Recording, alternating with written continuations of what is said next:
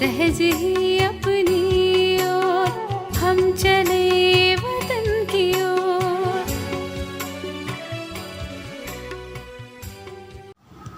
ஓம் சாந்தி. 7/2/1976 அவ்யக்த பாப்தாதா மதுபன். வாணியின் தலைப்பு அவ்யக்த ஃபரிஷ்தாக்களின் சபை. பாப்தாதா எப்பொழுதும் முகமலர்ந்திருக்கும், எப்பொழுதும் எல்லைக்குட்பட்ட ஈர்ப்புகளில் இருந்து விலகி இருக்கும் அவ்யக்த ஃபரிஷ்தாக்களை பார்த்து கொண்டிருக்கிறார். இது ஃபரிஷ்தாக்களின் சபையாகும். ஒவ்வொரு ஃபரிஷ்தாவின் நாலாபுறமும் பரவியிருக்கும் ஒளியின் கிரீடம் எவ்வளவு தெளிவாக தென்படுகிறது. அதாவது ஒவ்வொரு ஃபரிஷ்தாவும் லைட் ஹவுஸ் மற்றும் மைட் ஹவுஸ் ஆக எவ்வளவு ஆகியிருக்கிறார்கள் என்று இதை இன்று பாப்தாதா பார்த்து கொண்டிருக்கிறார்.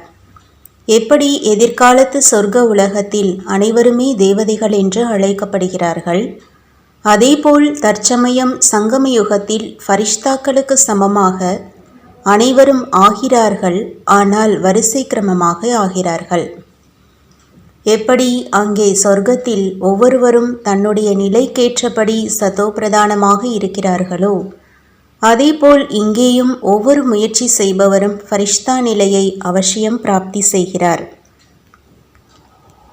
அப்படி இன்று பாப்தாதா ஒவ்வொருவரின் ரிசல்ட்டை பார்த்து கொண்டிருந்தார். ஏனென்றால் இப்பொழுது கடைசி ரியலைசேஷன் பாடம் நடந்து கொண்டிருக்கிறது. ரியலைசேஷன் பாடத்தில் ஒவ்வொருவரும் தன்னைத்தானே எந்த அளவு ரியலைஸ் செய்திருக்கிறீர்கள்? அப்படி ரிசல்ட்டில் 2 முக்கியமான விஷயங்களை பார்த்தோம். அவை யாவை? அவை ஒவ்வொருவரும் எந்த பொசிஷன் வரை வந்தடைந்திருக்கிறார்கள்? ஆப்போசிஷன் அதிகமாக இருக்கிறதா அல்லது பொசிஷனின் நிலை அதிகமாக இருக்கிறதா? இன்னொன்று, பழைய உடல் மற்றும் பழைய உலகத்திலிருந்து நினைவை எந்த அளவு டிரான்ஸ்ஃபர் செய்திருக்கிறார்கள்? கூடவே டிரான்ஸ்ஃபரின் ஆதாரத்தில் டிரான்ஸ்பரண்ட் எந்த அளவு ஆகியிருக்கிறார்கள்? அதாவது தெள்ள தெளிவான நிலை எவ்வளவு ஆகியிருக்கிறார்கள்? 4 பாடங்களிலுமே எவ்வளவு நடைமுறை சொரூபமாக ஆகியிருக்கிறார்கள்? பாப்தாதாவின் 3 சொரூபத்தின் சாக்காரம், ஆக்காரம் மற்றும் நிராகாரம் மூலமாக பெற்ற பாலனை மற்றும் படிப்பின் நன்றி கடனை செலுத்துதல் எவ்வளவு செய்திருக்கிறார்கள்? தொடக்கத்திலிருந்து இதுவரை என்னென்ன பாப்தாதாவிடம் உறுதிமொழி செய்துள்ளார்களோ அந்த அனைத்து உறுதிமொழிகளை கடைபிடிக்கும் சொரூபமாக எந்த அளவு ஆகியிருக்கிறார்கள்? எந்த அளவு காய்தா அதாவது சட்டம், அந்த அளவு ஃபாய்தா லாபத்தை எடுத்திருக்கிறாரா? இந்த மாதிரியான தன்னுடைய சோதனையை ஒவ்வொருவரும் செய்கிறீர்களா? 4 பாடங்களையும் சோதிப்பதற்கான சகஜமான சாதனம் உங்களை பற்றி பாடிய மகிமை மூலம் நிரூபணமாகிவிடுகிறது. அந்த மகிமையை தெரிந்துள்ளீர்களா? அது எந்த மகிமை? அதன் மூலம் 4 பாடங்களையுமே சோதனை செய்ய முடியும். அந்த மகிமையோ அனைவருக்கும் நினைவிருக்கிறது தான் இல்லையா? அனைத்து குணங்கள் நிறைந்தவர். இந்த 4 விஷயங்களிலும் 4 பாடங்களின் ரிசல்ட் வந்துவிடுகிறது.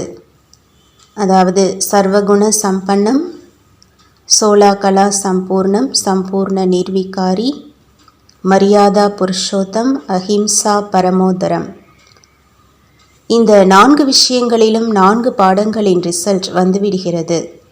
எனவே இந்த 4 விஷயங்களிலுமே சம்பன்னமாக ஆகியிருக்கிறேனா என்ற இதை சோதனை செய்யுங்கள். இதுவரையிலும் 16 கலைகள் உள்ளவனாக ஆகிவிட்டேனா அல்லது 14 கலை வரைதான் வந்து சேர்ந்திருக்கிறேனா? அனைத்து குணங்களும் நிரம்பியவனாக ஆகிவிட்டேனா அல்லது குணம் நிரம்பியவனாக இருக்கிறேனா? அதாவது ஏதாவது குணத்தை தாரணை செய்திருக்கிறேனா? அனைத்து மரியாதைகளை தாரணை செய்து மரியாதா புருஷோத்தமன் ஆகியிருக்கிறேனா? சம்பூர்ண அஹிம்சாவாதியாக ஆகிவிட்டேனா? எண்ணம் மூலமாகவும் ஏதாவது ஆத்மாவிற்கு துக்கம் கொடுப்பது மற்றும் துக்கத்தை பெறுவது இதுவும் ஹிம்சையாகும். சம்பூர்ண அஹிம்சையானவர் என்றால் எண்ணம் மூலமாகவும் யாருக்கும் துக்கம் கொடுக்காதவர். புருஷோத்தமன் என்றால் ஒவ்வொரு எண்ணம் மற்றும் ஒவ்வொரு அடியும் உத்தமமாக, அதாவது சாதாரணமானதாக அன்றி உயர்ந்ததாக இருக்க வேண்டும். லௌகீகமானதாக இல்லாமல் மற்றும் வீணானதாக இல்லாமல் இருக்க வேண்டும். அந்த மாதிரி நான் எந்த அளவு ஆகியிருக்கிறேன்? பாப்தாதா என்ன பார்த்தார்? இதுவரை முக்கியமாக 2 சக்திகளின் மிக அவசியமாக இருக்கிறது. அவை யாவை? ஒன்று தன்னை பகுத்தறியும் சக்தி, இன்னொன்று தன்னை மாற்றிக்கொள்ளும் சக்தி. இந்த 2 சக்திகளின் ரிசல்ட்டில் எவ்வளவு தீவிர முயற்சி செய்பவர் தீவிர வேகமாக முன்னேற விரும்புகிறார், அந்த அளவு முன்னேற முடிவதில்லை. இந்த 2 சக்திகளின் குறையின் காரணமாகத்தான் ஏதாவது தடை வேகத்தை அதிகரிக்க விடுவதில்லை. மற்றவர்களை பகுத்தறியும் வேகம் அதிகமாக இருக்கிறது.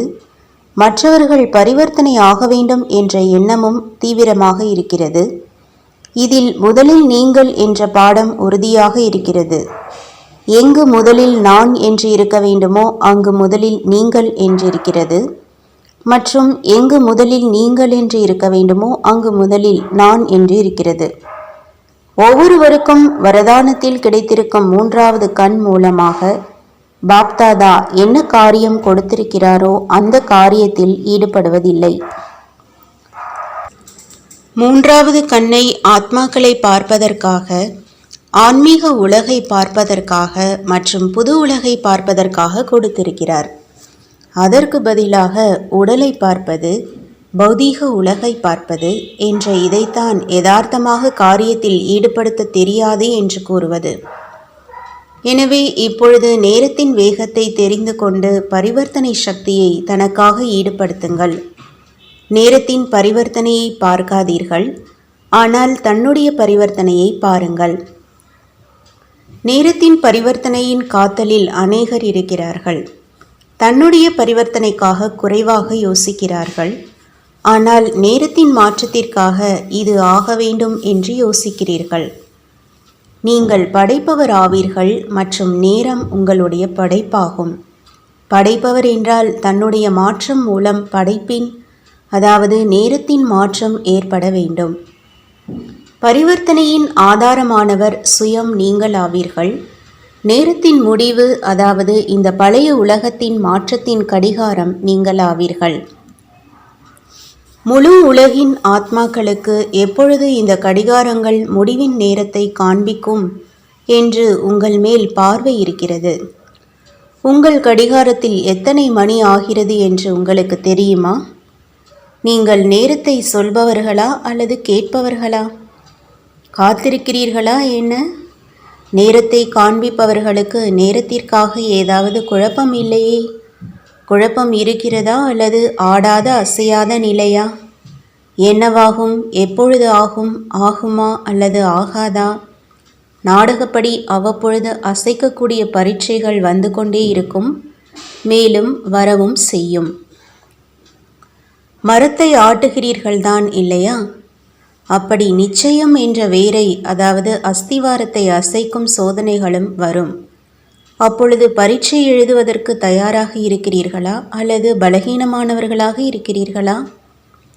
பாண்டவ சேனை தயாராக இருக்கிறீர்களா அல்லது சக்திகள் தயாராக இருக்கிறீர்களா? அல்லது இருவருமே தயாராக இருக்கிறீர்களா? புத்திசாலி மாணவர்கள் பரீட்சை எப்பொழுது வரும் என்று ஆவாகனம் செய்வார்கள். மேலும் பலகீனமானவர்கள் பயப்படுவார்கள். அப்படியானால் நீங்கள் யாராக இருக்கிறீர்கள்? நிச்சய புத்தியின் அடையாளம் என்பது அவர் ஒவ்வொரு விஷயம் மற்றும் ஒவ்வொரு காட்சியை நிச்சயமாக தெரிந்து எப்பொழுதும் கவலையற்று இருப்பார்கள். ஏன், என்ன மற்றும் எப்படி என்ற கவலை இருக்காது. ஃபரிஷ்தாவின் கடைசி நிலையின் அடையாளமானது எப்பொழுதும் நற்சிந்தனை உள்ளவர் மற்றும் எப்பொழுதும் கவலையற்றவர் என்பதாகும். அந்த மாதிரி ஆகியிருக்கிறீர்களா? ரியலைசேஷன் பாடத்தில் தன்னை ரியலைஸ் செய்யுங்கள். மேலும் இப்பொழுது கடைசி முயற்சி செய்வதற்காக இருக்கும் கொஞ்ச நேரத்தில் தன்னுள் அனைத்து சக்திகளையும் பிரத்யக்ஷம் செய்யுங்கள். பிரத்யக்ஷ வருடத்தை கொண்டாடி கொண்டிருக்கிறீர்கள் இல்லையா? தந்தையை பிரத்யக்ஷம் செய்வதற்கு முன்பு முதலில் தன்னுள் உங்களுடைய மகிமையாக என்னென்ன கூறினோமோ இந்த அனைத்து விஷயங்களையும் பிரத்யக்ஷம் செய்யுங்கள். அப்பொழுதுதான் தந்தையை பிரத்யக்ஷம் செய்ய முடியும். இந்த வருடம் விசேஷமாக ஜுவாலா ஸ்வரூபம், அதாவது லைட் ஹவுஸ் மற்றும் மைட் ஹவுஸ் நிலையை புரிந்து கொண்டு இதே முயற்சியில் இருங்கள். முக்கியமாக நினைவு யாத்திரையை சக்திசாலியாக ஆக்குங்கள். ஞான சொரூபத்தின் அனுபவியாக ஆகுங்கள். அந்த மாதிரி தன்னுடைய முன்னேற்றத்திற்காக விசேஷமாக முயற்சியை தயாரியுங்கள். அதன் மூலமாக உயர்ந்த ஆத்மாக்களாகிய உங்களுடைய உள் உணர்வு மற்றும் நன்மை பயக்கும் உள் உணர்வு, மேலும் சக்திசாலியான சூழல் மூலமாக அநேக துடித்து கொண்டிருக்கும், அலைந்து கொண்டிருக்கும் மற்றும் கூக்குரலிட்டு கொண்டிருக்கும் ஆத்மாக்களுக்கு ஆனந்தம், அமைதி மற்றும் சக்தியின் அனுபவம் கிடைக்கட்டும். இப்பொழுது என்ன செய்ய வேண்டும் என்று புரிந்து கொண்டீர்களா? சொல்வது மட்டுமின்றி அனுபவம் செய்விக்க வேண்டும். அனுபவம் செய்விப்பதற்காக முதலில் சுயம் நீங்கள் அனுபவம் நிறைந்தவர் ஆகுங்கள்.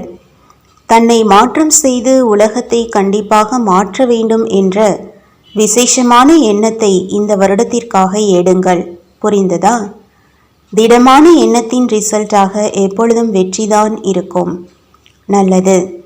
அப்படிப்பட்ட திடமான எண்ணம் மூலமாக உலகின் புது படைப்பை செய்யக்கூடிய, தன்னுடைய ஆன்மீக உள் உணர்வு மூலமாக வாயுமண்டலத்தை பரிவர்த்தனை செய்யக்கூடிய ஒவ்வொரு ஆத்மாவிற்கும் சுகம், சாந்தி மற்றும் சக்தியின் அஞ்சலி மற்றும் வரதானம் கொடுத்து திருப்தியான ஆத்மாவாக ஆக்கக்கூடிய, பல பிறப்புகளாக தாகமாக இருக்கும் ஆத்மாக்களின் தாகத்தை தீர்க்கக்கூடிய, அனைவரையும் அவரவர்களின் புகலிடத்திற்கு சென்றடைய செய்யக்கூடிய, எப்பொழுதும் நிச்சய புத்தி உடைய, குழப்பத்திலும் ஆடாதவராக இருக்கக்கூடிய ஞான சொரூபம் மற்றும் நினைவு சொரூப ஆத்மாக்களுக்கு பாப் தாதாவின் அன்பு நினைவுகள் மற்றும் நமஸ்காரம். ஓம் சாந்தி. तुम बच्चों को तो सर्विस करनी है, जो बाबा कहते हैं सबको ये बताओ कि देखो तुम्हारा एम एंड ऑब्जेक्ट ये है, एक गीता है बढ़िया, ये राजयोग है ना बच्चे। कैसे है राजयोग? बिल्कुल सहज है कि बाप को याद करो तो ये वैसा मिलेगा तुमको। ओम शांति।